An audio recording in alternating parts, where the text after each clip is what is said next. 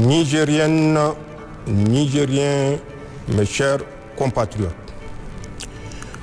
Demain, 18 décembre 2024, par la grâce d'Allah subhanahu wa ta'ala, le clément et le miséricordieux, nous célébrerons le 10e anniversaire de la République du Niger. Il est de tradition en cette occasion, qui coïncide avec la fin de l'année, de faire un rappel des principales réalisations accomplies par le gouvernement et d'exposer les perspectives qui s'offrent à nous. Cependant, dans le contexte actuel, marqué par la nouvelle vision dans laquelle notre pays s'est inscrit, depuis la prise du pouvoir le 26 juillet 2023 par le Conseil national pour la sauvegarde de la patrie, je voudrais surtout réfléchir avec vous, mes chers compatriotes, sur l'essence même de notre République, de sa proclamation en 1958 à nos jours. Cette réflexion collective est indispensable pour mieux saisir la complexité de la situation dans laquelle se trouve notre pays en rapport avec les enjeux liés à nos choix politiques actuels. Elle est aussi pour mieux saisir le chemin parcouru dans notre combat patriotique pour la sauvegarde de notre pays et pour le raffermissement de notre volonté de bâtir un Niger nouveau, garantissant un avenir meilleur pour tous ses fils.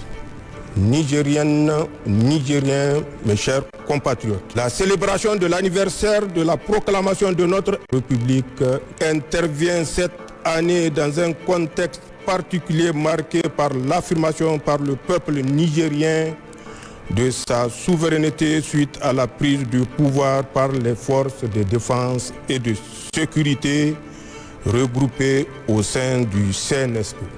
Depuis lors, comme vous le savez, notre pays fait face à une adversité totale, d'un côté de la part de tous les acteurs externes qui voudraient nous voir revenir dans leur giron, et de l'autre, des traîtres internes qui se sont compromis avec les intérêts étrangers et se sont adonnés à l'accaparement frauduleux de nos ressources publiques.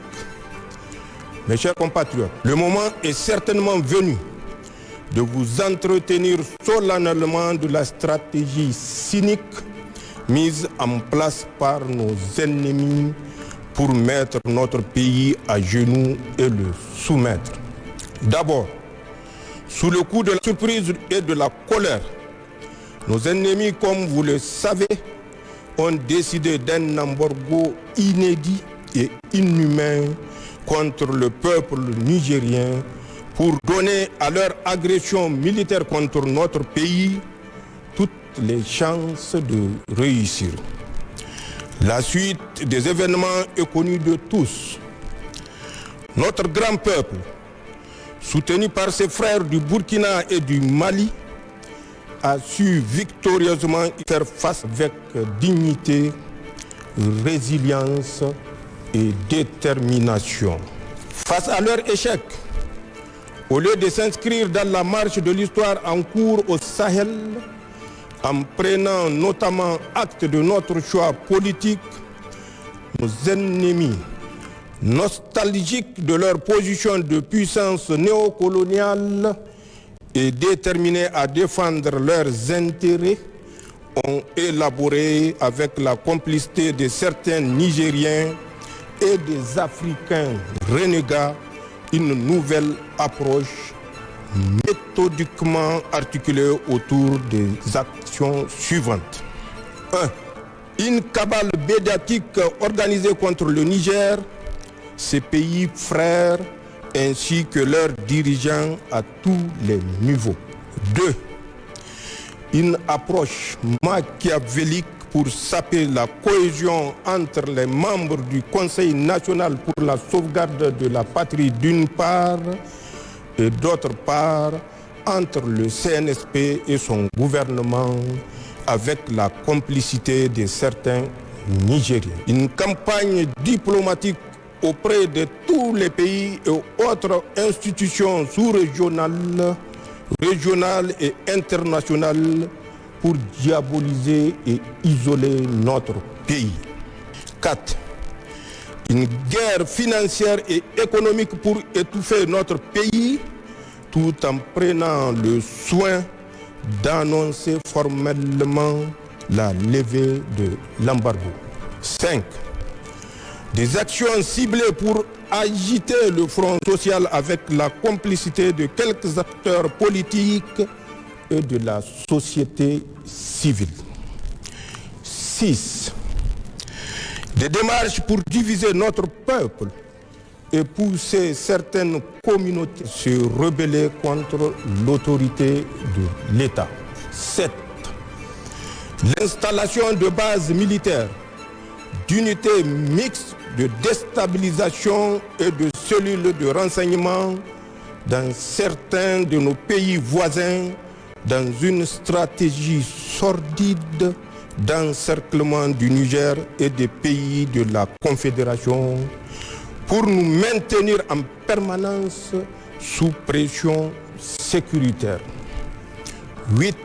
Enfin, la formation, le renseignement, le soutien financier et matériel à des groupes terroristes ainsi que leur encadrement et accompagnement sur le terrain des opérations.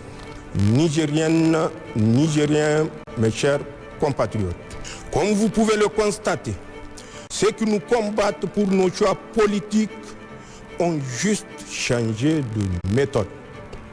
Ils continuent encore par leurs actions perfides et subversives à nous faire véritablement la guerre. C'est le lieu de rendre un vibrant hommage à nos forces de défense et de sécurité qui souvent, au prix du sacrifice suprême, protègent l'intégrité de notre territoire et assurent la sécurité ainsi que la stabilité de notre pays. À leurs veuves et leurs orphelins qu'ils trouvent ici l'expression de notre compassion et notre soutien total. C'est également le lieu de rendre un vibrant hommage à l'ensemble du peuple nigérien, nos concitoyens des villes, des campagnes et de la diaspora. J'aimerais ici vous dire que je sais ce que vous êtes en train d'endurer en termes de privation et de vie chère. Je mesure les sacrifices que vous êtes en train de consentir pour notre dignité retrouvée, pour la souveraineté de notre pays et pour que notre cher pays, le Niger, reste debout dans l'indépendance. Je salue votre résilience, votre courage dans l'épreuve, votre patriotisme et votre sens de l'histoire. Vous avez décidé qu'il vaut mieux la dignité dans la souffrance, au confort dans l'asservissement. D'ailleurs, les nombreuses contributions citoyennes au Fonds de solidarité pour la sauvegarde de la patrie, malgré les difficultés du moment, en sont des signes les plus éclatants. Elles sont la preuve de notre engagement collectif à faire désormais ce que nous pouvons pour notre pays. C'est là votre nouvel état d'esprit que je salue et pour lequel la patrie vous est et tous éternellement reconnaissante. Je tiens à vous assurer que votre engagement et vos efforts commencent à porter leurs fruits. Celui de la dignité et de la souveraineté retrouvée, d'un Niger nouveau dans lequel les Nigériens sont maîtres de leur destin. Pour ma part, je tiens à réitérer mon serment solennel de ne jamais trahir vos aspirations et d'œuvrer avec vous, ensemble, à la réalisation de nos objectifs communs d'indépendance, de paix, de sécurité et de progrès pour le bonheur de tous. Nigériennes, Nigériens, mes chers compatriotes, ce 66e anniversaire est l'occasion de prendre un vibrant hommage aux pères fondateurs de notre République qui ont accompli la mission de leur temps avec les moyens à leur disposition. Force est cependant de reconnaître que pour de nombreuses raisons, parmi lesquelles le corset néocolonial qui a lourdement limité les marges de manœuvre de nos pays, mais aussi l'assujettissement volontaire et zélé de certains de nos dirigeants, la véritable souveraineté est à conquérir.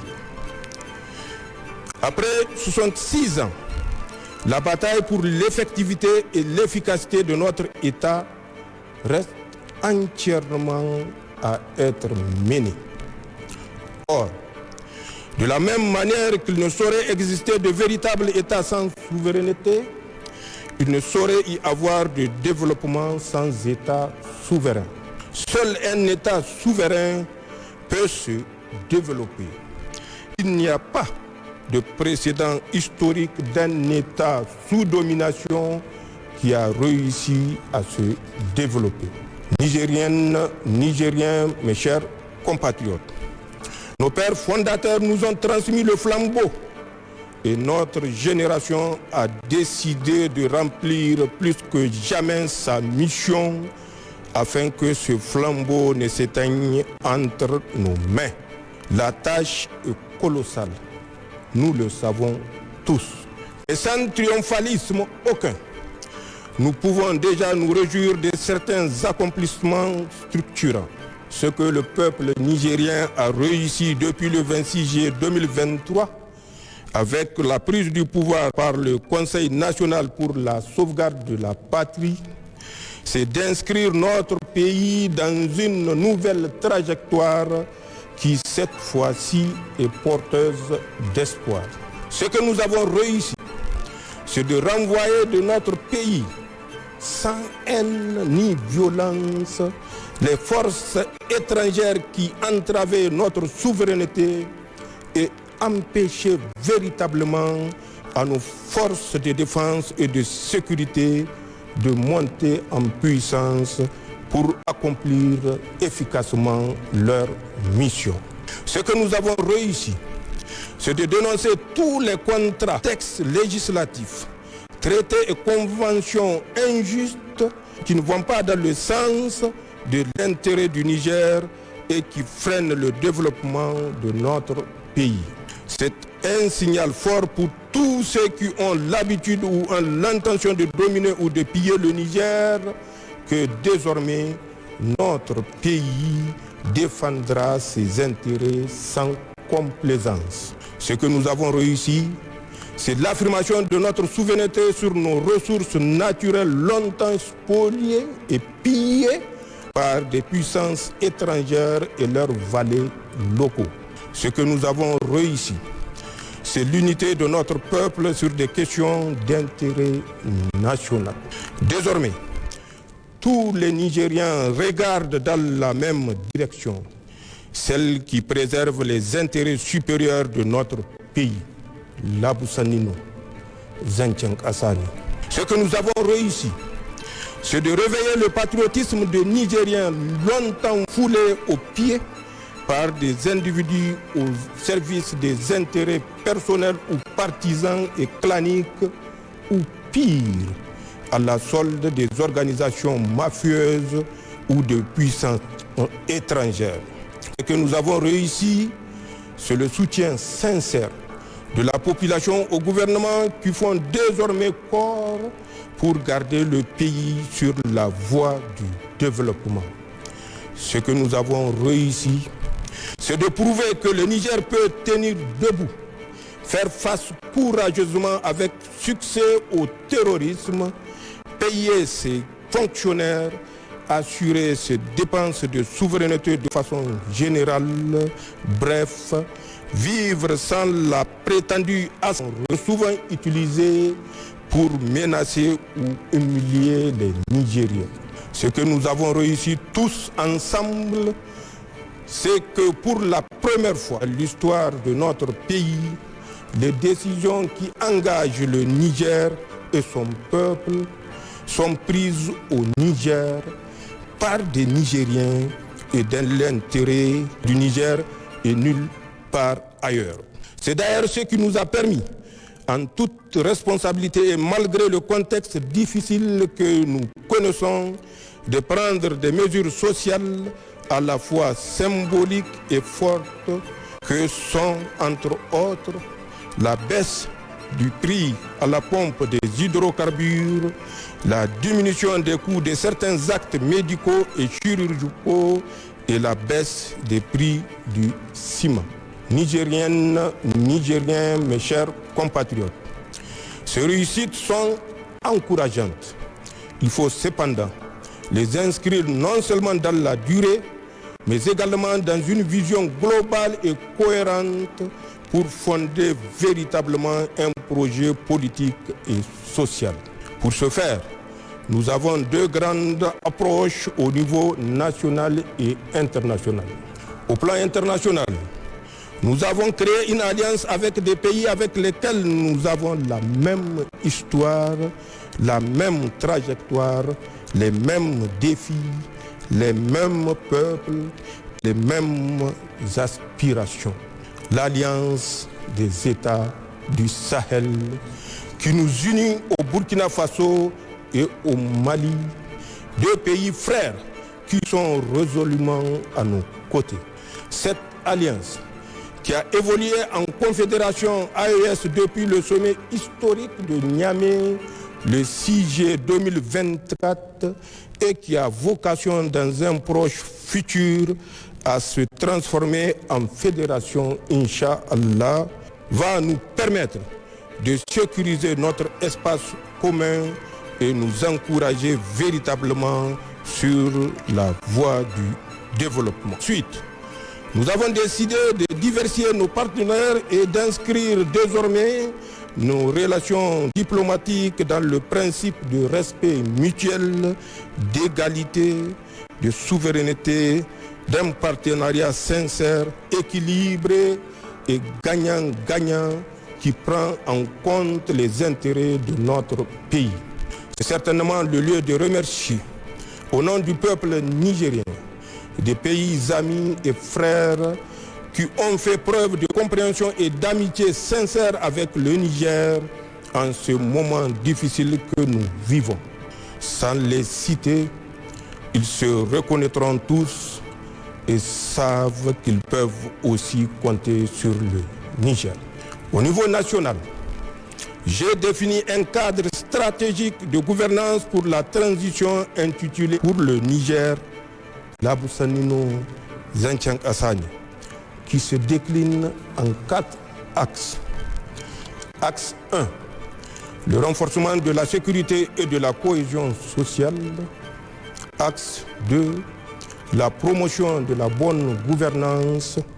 Axe 3, le développement des bases de production pour la souveraineté économique. Axe 4, enfin, l'accélération des réformes sociales. D'autre part, j'ai élaboré des lettres de mission pour les membres du gouvernement.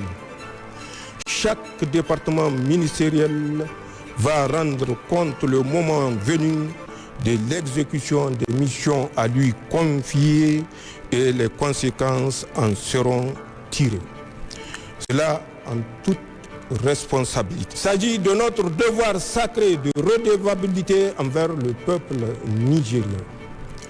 En tout état de cause, à un moment ou à un autre, chacun rendra compte de ses actes devant le peuple, devant l'histoire et devant son Créateur. C'est aussi vrai pour les gouvernants que pour les agents publics, les pères de famille et chaque citoyen. Nigériennes, Nigériens, mes chers compatriotes, pour finir, j'aimerais évoquer 3 sujets d'actualité d'intérêt national, voire international. D'abord, comme vous le savez, notre pays a décidé, avec nos 2 autres pays frères, le Burkina Faso et le Mali, de quitter la CEDEAO. Il s'agit d'une décision irréversible car longuement et mûrement réfléchie. Elle s'inscrit dans la démarche de reconquête de notre souveraineté pleine et entière, condition indispensable à notre sécurité et à notre développement dans le cadre de l'Alliance des États du Sahel.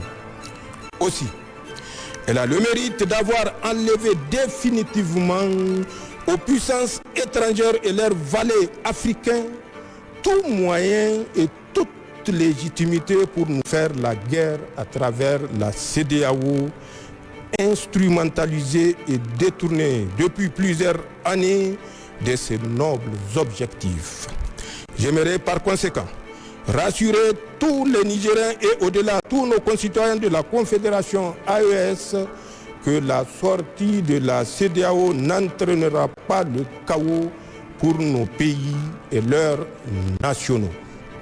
Le Niger et notre confédération continueront à entretenir de bonnes relations de voisinage et de coopération avec tous les pays de notre région ouest africaine, comme c'est le cas d'ailleurs avec les 32 autres pays africains membres de l'Union africaine et les quelques 180 pays membres de l'Organisation des Nations Unies, épris de paix et de justice. En tout état de cause, je tiens à rassurer nos concitoyens de la Confédération que toutes les dispositions seront prises pour parer à toute éventualité.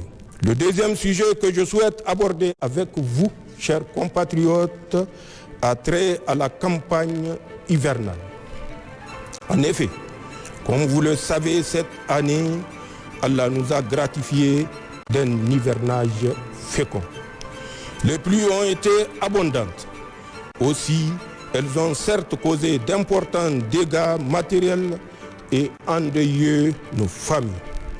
À cet effet, j'ai une pensée pieuse pour nos disparus et salue les efforts de tous ceux qui nous ont soutenus pour faire face à l'urgence et en particulier le comité national qui a fait la preuve que le Niger est souverainement à même de gérer un tel type de situation. Mais ces pluies nous ont surtout permis d'avoir une récolte et des pâturages abondants. J'invite par conséquent tous les services compétents de l'État et l'ensemble des Nigériens à tirer toutes les leçons de cette campagne hivernale pour que les pluies dans notre Sahel aride ne soient plus synonymes d'inondation, de destruction, de désolation et de mort, car elles sont un grand bienfait d'Allah subhanahu wa ta'ala, comme le traduit si bien l'adage Hausa qui dit « Rua Lema Taïgara ». D'autre part, je lance un appel pour une gestion rigoureuse et responsable des bienfaits de cette campagne hivernale, en préservant notre pâturage des feux de brousse et en gérant nos récoltes en bon père de famille que nous devons tous être. Enfin, j'invite tous les Nigériens à se départir des messages mensongers, diffamatoires, haineux sur les médias et autres réseaux sociaux. Ils sont contraires à nos valeurs traditionnelles et religieuses.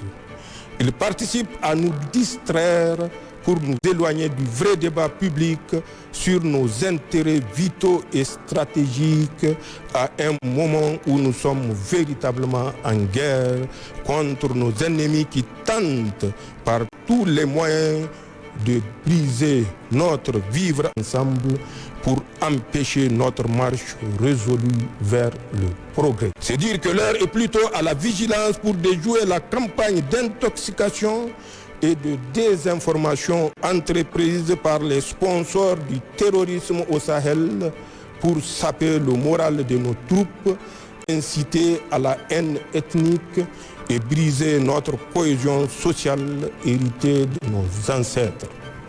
Nigériennes, Nigériens, mes chers compatriotes, au terme de mon allocution, je tiens à rendre un hommage sincère et mérité à tous ceux qui se sont mobilisés et continuent de se mobiliser pour défendre notre dignité et notre souveraineté.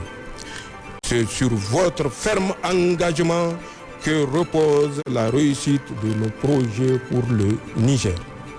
Je prie Allah, le clément et le miséricordieux, qu'il accorde son paradis éternel à nos frères et sœurs, militaires comme civils, victimes du terrorisme, et souhaite un prompt rétablissement aux blessés. À tous, sachez que votre sacrifice et vos efforts ne seront pas vains. Le Niger est sur la bonne voie, celle du progrès pour tous ses fils. J'invite chaque Nigérien à se forger l'intime conviction que le Niger est notre bien commun. Il nous appartient à tous et non pas à une quelconque puissance étrangère ou à une quelconque organisation régionale ou internationale.